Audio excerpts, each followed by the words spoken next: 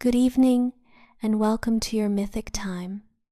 I am your companion for this quiet night, and together we will enter the ancient and warm world of Troy.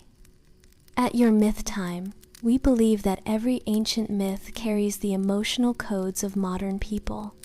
Tonight, let us experience a story about persistence and hope together.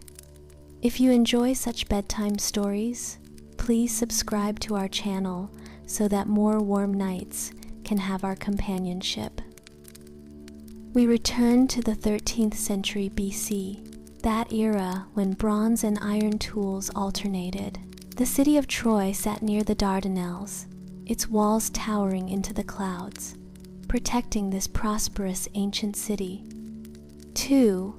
Outside the walls, the Greek coalition's tents scattered across the plain like stars, and this siege had already lasted 9 years. Tonight, you will become Artemis, an ordinary guard of Troy's walls, experiencing a profound journey about persistence and inner growth. At the break of dawn, you slowly open your eyes. Inside the stone guard room, the lamplight casts flickering shadows on the walls. Your body feels stiff from sleeping a few hours on the hard stone bed. Familiar aches coming from your shoulders and back. This is the 10th year of war, and also your 10th year guarding these walls.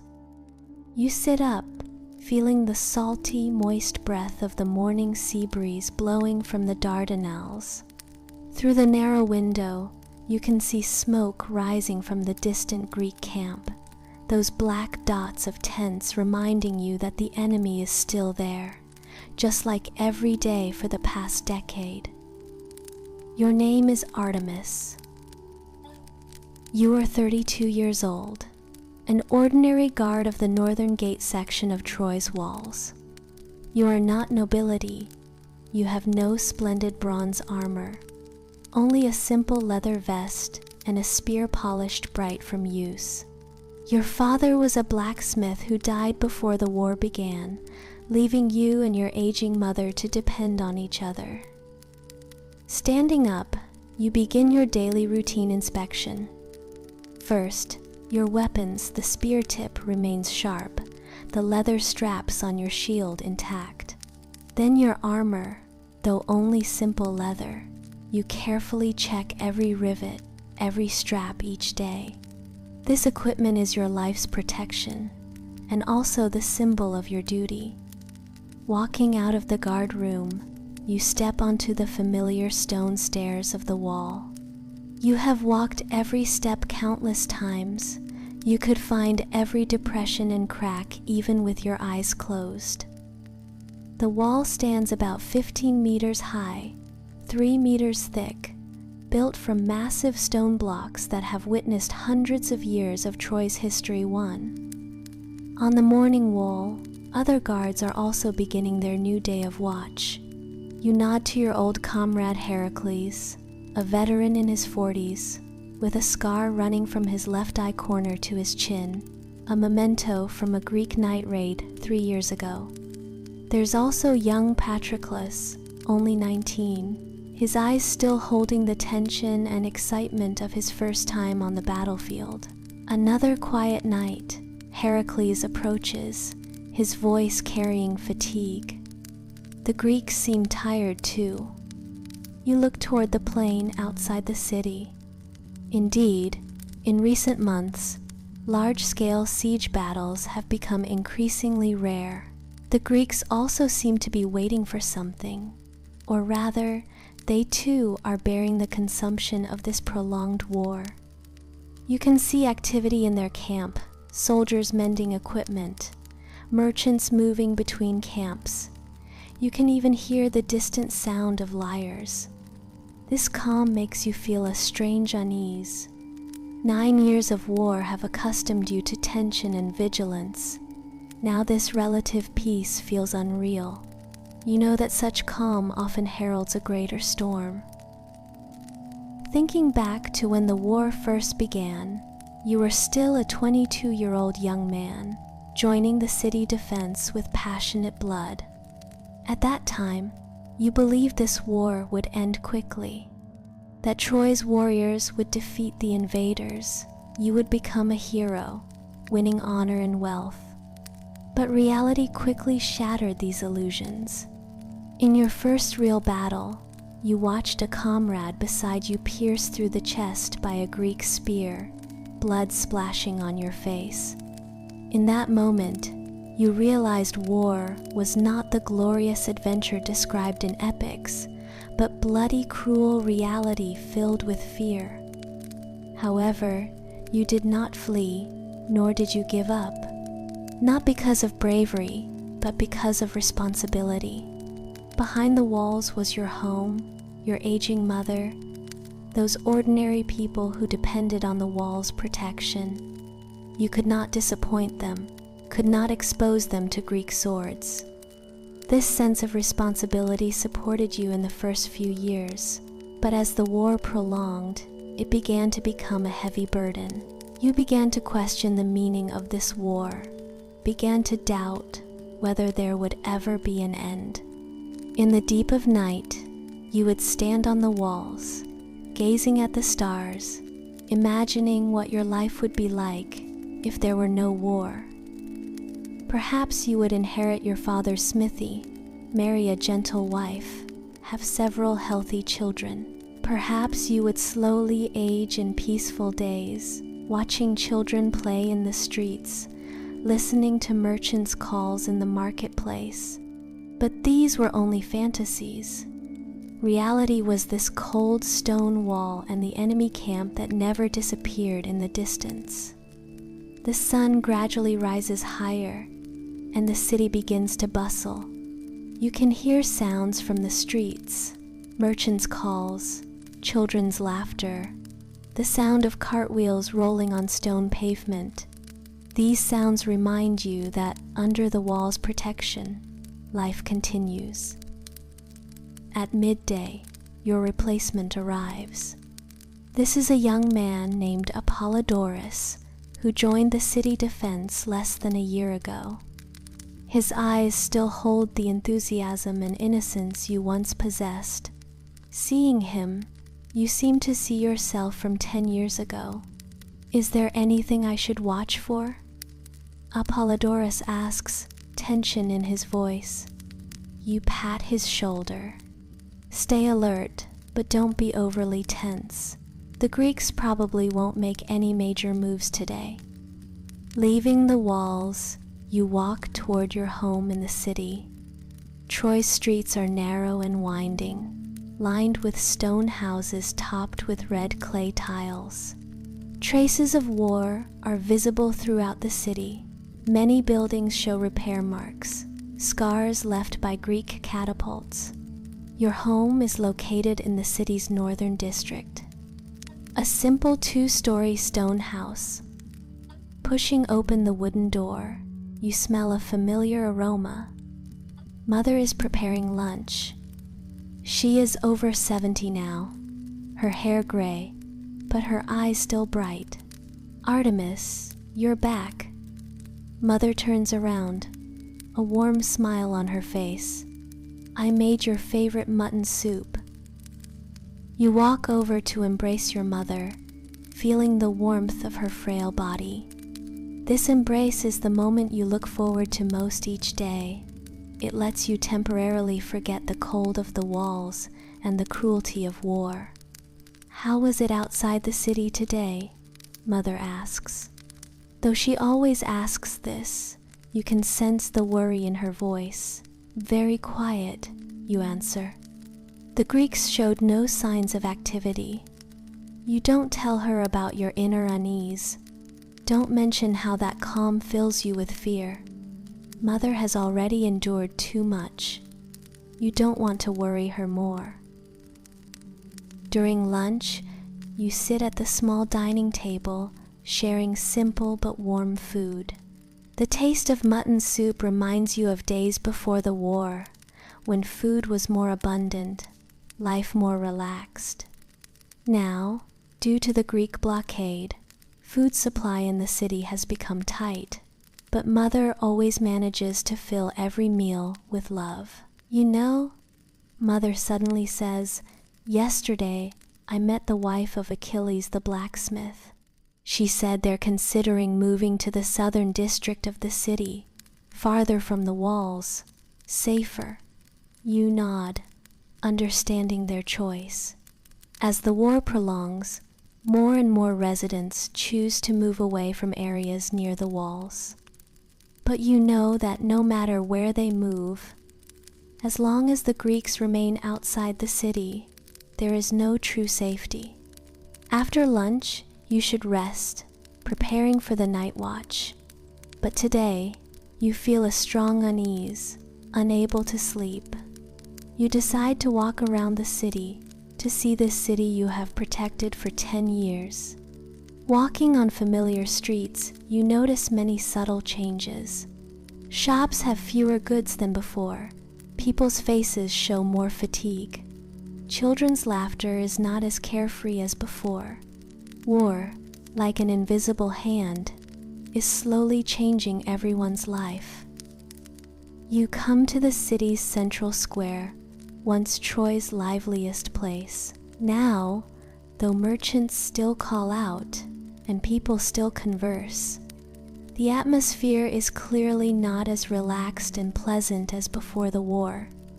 You sit on stone steps at the square's edge, observing the coming and going crowds. A young mother hurries past, holding a baby, her eyes holding that familiar worry. A group of elders gather together in low conversation, occasionally glancing toward the city gate.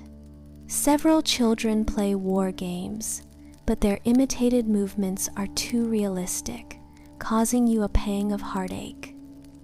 Then you hear a commotion. The crowd begins gathering toward the city gate. You hear someone shouting, "A messenger! The Greeks have sent a messenger." Your heartbeat accelerates. A messenger means negotiation, but could also mean an ultimatum. You follow the crowd toward the city gate, your heart filled with complex emotions, both longing for the possibility of peace and fear of unknown changes. A large crowd has already gathered before the city gate. You push through the crowd and see the Greek messenger. He is a middle-aged man wearing splendid robes, tall in stature, with an arrogant demeanor. Beside him, several Trojan nobles are conversing with him, but from their expressions, the conversation is not pleasant. You cannot hear clearly what they're saying, but from the whispers of the surrounding crowd, you piece together the general content. The Greeks demand that Troy surrender Helen and pay enormous compensation. Otherwise, they will launch a final assault. Hearing this news, your heart sinks. You know Troy will not accept such conditions, which means more intense fighting is about to come. That calm was indeed just the quiet before the storm. The crowd begins to disperse, worry written on everyone's face. You also turn to leave, but your mood is heavier than when you came. Returning home, you find Mother has already heard the news. She sits at her loom, the shuttle in her hand stopped. "It seems peace is still far away," she says softly, deep fatigue in her voice. You walk to her side, taking her hand. "Whatever happens, I will protect you, protect this city." Mother looks up at you, complex emotions in her eyes. "I know, child, but I hope more that you can survive to see the day the war ends." This sentence deeply touches you. For 10 years, you have focused on fulfilling your duty, protecting the city, but you have rarely thought about your own future. Now, facing the possible final battle, you begin to think about the meaning of life, to think about what you want besides duty. Night falls, and you once again climb the walls. Tonight's watch feels different from usual. The air seems filled with a tense atmosphere. The Greek camp is brighter than usual. Clearly, they too are preparing for the coming battle. Standing on the walls, you gaze at the stars filling the sky. These stars have witnessed human rise and fall, witnessed countless wars and peace. Before them, individual life seems so small, yet at the same time, every life is unique and precious. What are you thinking about? Heracles' voice interrupts your contemplation.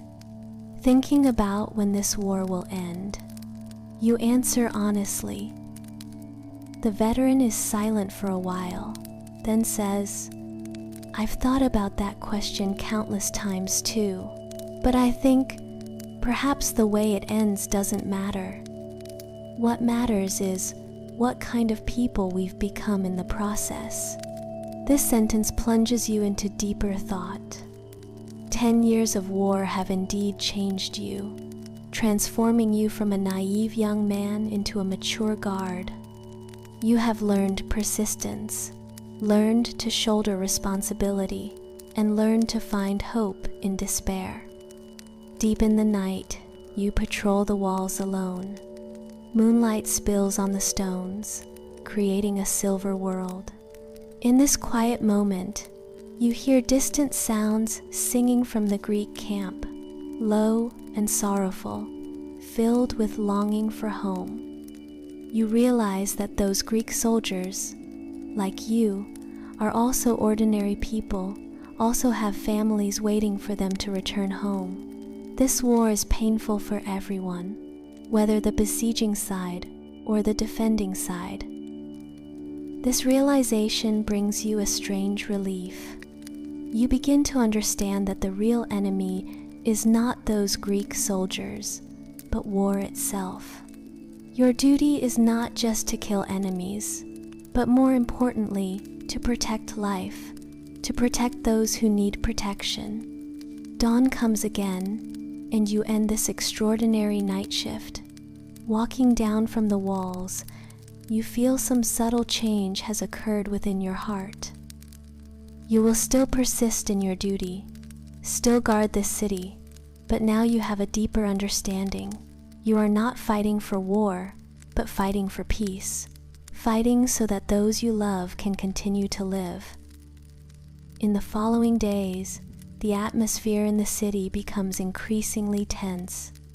Soldiers intensify training, craftsmen repair weapons and city defenses, citizens store food and water. Everyone knows that the decisive moment is approaching. During these busy days, you find yourself having new feelings about everything around you.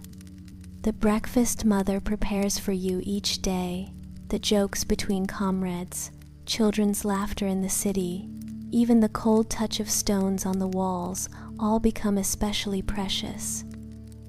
You begin to understand that life's meaning lies not in grand goals or heroic deeds, but in these ordinary yet real moments.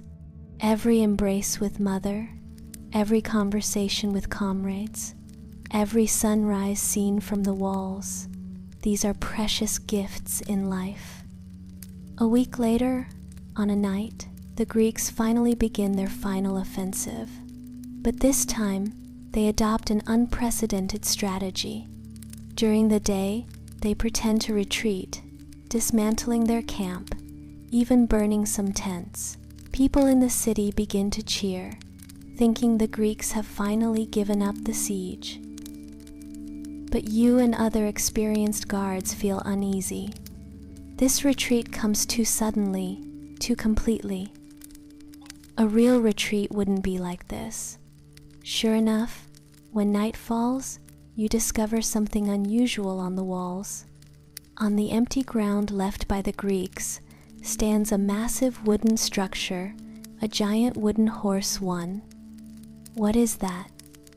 Young Patroclus asks, his voice full of confusion. I don't know, you answer, but I have a bad feeling. The nobles in the city engage in heated debate about this wooden horse.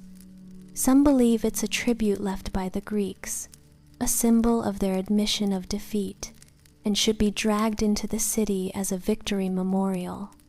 Others think it might be a trap and should be burned. The debate continues all night, and finally, those advocating bringing the wooden horse into the city prevail. You stand on the walls, watching people cheer as they drag that giant wooden horse through the city gate, your unease reaching its peak. But you are just an ordinary guard. Your voice won't be heard by those nobles making decisions. You can only continue fulfilling your duty, staying alert, preparing for possible danger. That night, you barely sleep. You patrol back and forth on the walls, watching for any unusual movement. Other guards have all relaxed their vigilance due to the victory. Only you and a few veterans remain on alert. Deep in the night, your worry becomes reality. You hear shouts and the sound of metal clashing from within the city. Greek soldiers pour out from the wooden horse, beginning to attack guards and citizens in the city. You immediately blow the alarm horn, then lead your squad charging into the city. The streets are filled with chaotic scenes, Greek soldiers attacking citizens, Trojan guards desperately resisting, firelight illuminating the night sky. In this chaotic moment, you don't think of personal safety, nor of the war's outcome. You think only of those who need protection, your mother, your neighbors, those innocent children. You and your comrades fight desperately, trying to stop the Greeks' advance. But there are too many enemies, and they have the advantage of surprise attack. The defense lines within the city are quickly broken. In a narrow alley, you encounter a group of fleeing citizens, including several children. A squad of Greek soldiers is pursuing them. You charge forward without hesitation to block them. The battle is fierce and brief. You strike down 2 enemies with your spear, but the third enemy's sword pierces your shoulder. The sharp pain nearly makes you lose consciousness, but you still persist in standing, using your shield to protect the citizens behind you. Go quickly, you shout to those citizens. Go to the temple in the south of the city. It's safer there. The citizens hurriedly leave, and you face the remaining Greek soldiers alone. You know you might not survive this night, but you have no regrets. You have fulfilled your duty, protected those who needed protection. Just then, Heracles arrives with reinforcements. The veteran sees your wounds and immediately orders others to take you to safety. "I can't leave," you say weakly. "There are still people who need protection." "You've done enough," Heracles says, deep respect in his eyes. "Now it's our turn." You are taken to the temple in the south of the city, where many wounded soldiers and refugees have already gathered. In this relatively safe place, you finally allow yourself to rest. Lying on the temple's stone floor, you listen to the sounds of battle outside, your heart filled with mixed emotions. Troy might be about to fall. The city you've guarded for 10 years might be about to be destroyed. But at the same time, you also feel a strange peace. You remember Mother's words, "I hope more that you can survive to see the day the war ends." Now, the war is indeed about to end, though not in the way you expected. But you have survived. You have fulfilled your duty, protected those you could protect. At dawn, the sounds of battle gradually subside. A young priest tells you that the Greeks have controlled most of the city districts, but they allow citizens to take refuge in the temple. You know, this means Troy's fall is a foregone conclusion. But in this sad moment, you also see hope. In the temple, wounded Trojans and Greeks lie together, receiving the same treatment. The war has ended, and hatred might end with it. A few days later, when your wounds improve slightly, you walk out of the temple. Troy has indeed changed. Traces of war are everywhere. Many buildings destroyed, weapons and armor fragments scattered in the streets. But life is slowly recovering. Merchants begin reopening. Children start playing in the streets again. You find Mother. She was lightly wounded in the fighting but survived. When you embrace, you feel unprecedented gratitude. You both survived. This is the greatest victory. In the following days, you help rebuild the city, care for the wounded, comfort those who lost relatives. You discover that peacetime work is as important as wartime guarding, equally requiring courage and persistence. A few months later, when the city has basically returned to normal life, you stand on the rebuilt walls, gazing into the distance. The Greeks have left. The sea surface has returned to calm. You think of the experiences of the past 10 years. Think of those comrades who fought alongside you.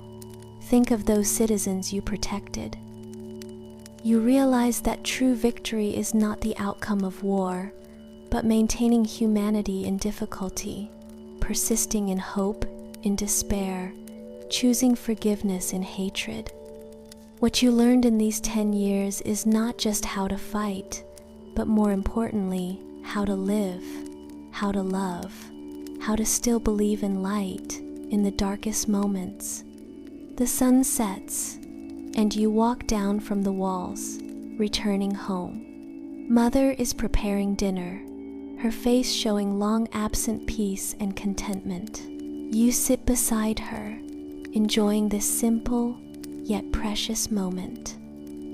The war has ended, but life continues. You know there will be new challenges, new difficulties in the future, but you also know you have enough courage and wisdom to face them. Because you have learned the most important lesson. True strength lies not in conquering others, but in conquering the fear and hatred within your own heart. Night deepens, and you lie in your own bed, listening to the sound of sea breeze outside the window. This is the first time in 10 years you fall asleep in such a peaceful environment. You close your eyes, your heart filled with gratitude, grateful that you lived to see this day of peace, grateful that you had the opportunity to protect those you love, grateful that you became a better person in the process. In your dreams, you once again stand on the walls, but this time not for war, but to guard peace. You see children playing in the square below the city, see merchants calling out in the streets, see elders chatting in the sunlight. This is what you have always been protecting. This is what makes all the pain and sacrifice worthwhile. As you smile watching all this in your dream, the real you also finds inner peace in the quiet night. War's wounds will slowly heal. Painful memories will gradually fade. But the growth and wisdom you gained in this process will accompany you for life. You learned persistence, learned not to give up hope in the most difficult times. You learned responsibility, learned to sacrifice your own interests to protect others. Most importantly, you learned forgiveness, learned to choose love and hatred, to choose hope and despair. These qualities not only helped you through 10 years of war, but will also help you through your future life. No matter what difficulties you encounter, you know you have the ability to face them because you have already proven yourself in the most severe test. Now, let this ancient and warm story accompany you into dreams. Just as Artemis finally found inner peace after experiencing 10 years of war, May you also find your own strength in life's challenges. Sleep well, and may your dreams be filled with the same peace that finally came to our brave guardian of Troy's walls.